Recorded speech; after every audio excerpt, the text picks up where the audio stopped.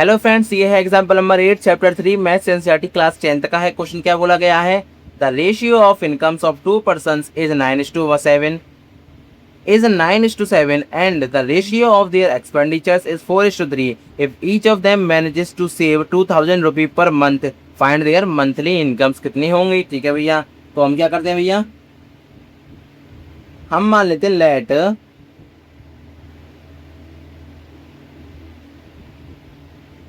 जो common ratio है ना किसका, फॉर इनकम्स का, दोनों के जो इनकम्स है उनका कॉमन रेशियो में मान लेता हूं x। ठीक है, एंड फॉर एक्सपेंडिचर्स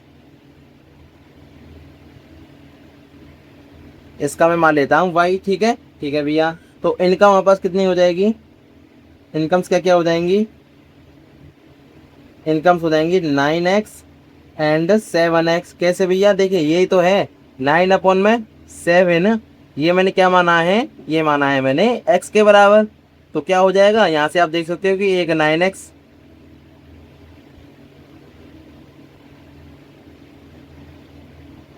ये पास में पर्सन 1 है अपॉन में पर्सन 2 है। यही तो है इनकम का रेशियो 9:7 दे रखा पर्सन 1 और पर्सन 2 का। मैंने क्या कर लिया, मैंने जो उनका जो कॉमन रेशियो है ना वो इनकम्स के लिए तो x मान लिया, ठीक है, और एक्सपेंडिचर के y मान लिया। तो 9 है तो 9 इंटू एक्स हो जाएगा और 7 है 7x हो जाएगा। इस तरह से आपको करना है, ठीक है। अब सिमिलरली क्या करेंगे, एक्सपेंडिचर्स के लिए भी ऐसे हम करेंगे। लिमिटर वाला पार्ट पहले लिखेंगे, तो 4 है, 4y होगा यहाँ पर और 3y होगा, ठीक है। अब देखिए, अब हमसे क्या पूछा गया है, हमसे पूछा गया है हमसे पूछा गया है उनकी मंथली इनकम कितनी है, वो हमसे पूछा गया है, ठीक है। तो हम क्या करते हैं भैया, इनकम में से मैं माइनस कर देता हूं अगर एक्सपेंडिचर को, जो खर्चा है, जो भैया इनकम हो रही है उसमें मैं खर्चा अगर माइनस कर दूं तो वही तो मेरे पास क्या बचेगी, सेविंग बचेगी। तो वही यहाँ पर हम कर रहे हैं, सिंपल सा ही फॉर्मूला है, ठीक है भैया। तो यहाँ से क्या हो जाएगा, देखिए इनकम मेरे पास कितनी है 9x, एक्सपेंडिचर कितना है, फर्स्ट पर्सन के लिए मेरे पास कौन सा है, फर्स्ट है, और ये पास कौन सा है, सेकंड है, ठीक है। तो फर्स्ट पर्सन के लिए इनकम मेरी 9x है और एक्सपेंडिचर है 4y। ये पास कितना है, दोनों ही क्या कर पा रहे हैं, 2000 रुपये बचा रहे हैं, तो ये भी 2000 रुपये होगा। पहली इक्वेशन बन गई यहाँ से। दूसरी क्या बनेगी, दूसरी बनेगी 7x में से माइनस करेंगे 3y को, ये भी कितनी होगी 2000 रुपीज़ के बराबर होगी, ठीक है। ये हो गई दूसरी इक्वेशन, क्लियर है। अब एक चीज नोटिस करोगे, देखिए 9 और 7 को तो आप इक्वल करोगे, बहुत टाइम लग जाएगा इसको सॉल्व करने में, लेकिन 4 और 3 को देखोगे तो 4 पे अगर मैं 3 का मल्टीप्लाई कर लूँ और यहाँ पर मैं 3 में 4 का मल्टीप्लाई करूँ तो दोनों 12 हो रहे हैं। तो मैं क्या करता हूँ, मैं मल्टीप्लाई कर लेता हूँ, मल्टीप्लाइंग आपको लिखना है प्रॉपरली, इक्वेशन 1, इक्वेशन को फुल फॉर्म पूरा नाम लिखना है, मैं शॉर्ट में लिख दिया, इक्वेशन 1/3, 4 3 12 होंगे, एंड इक्वेशन 2 बाई कितना 3 4 जाऊंगा तो 4 से करेंगे। ऑन बोथ साइड से लिखना है, अपॉन बोथ साइड जरूर है, ठीक है।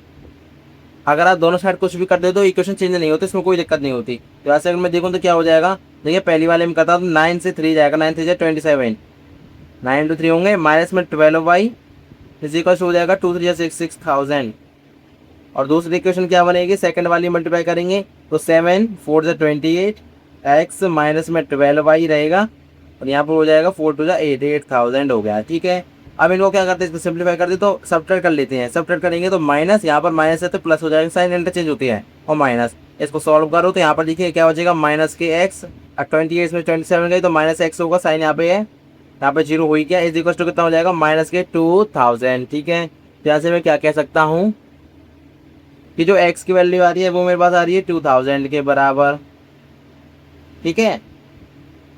x की वैल्यू आ चुकी है 2000 के बराबर, और हमसे क्या पूछा गया था, हमसे उनकी मंथली इनकम पूछी गई थी, और मंथली इनकम में क्या था, सिर्फ x ही तो इन्वॉल्व था, हमने ऊपर माना है तो x ही निकाल लिया। अब बस तो क्या करना है, कुछ नहीं करना, हमें क्या निकालना है, अब सीधे सीधे फर्स्ट पर्सन की हम पहले मंथली इनकम निकाल लेते हैं।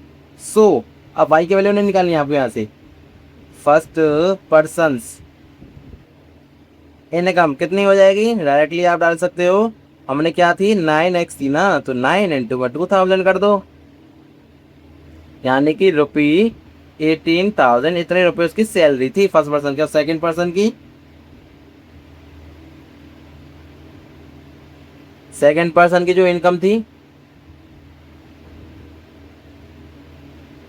वो है 7 इंटू में एक्स, यानी कि 7 इंटू में 2000, यानी कि ₹14,000। ठीक है, तो ये हो गया हमें इसका आंसर। तो इस तरह से आपको ये क्वेश्चन सॉल्व करना है।